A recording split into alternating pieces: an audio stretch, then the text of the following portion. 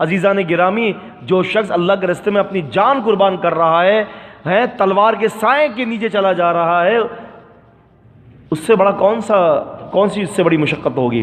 صحابی نے کہا تھا نا نبی علیہ السلام سے، کہا تھا اللہ کے وسلم کہ یہ شہید جو ہے عذاب قبر کے فتنے سے محفوظ ہے، آخر کیوں؟ یاد رکھیں کہ شہید سے قبر کا کوئی سوال نہیں ہوگا، من ربک کا، ما دینک کا، من نبیک کا، کوئی سوال نہیں ہوگا۔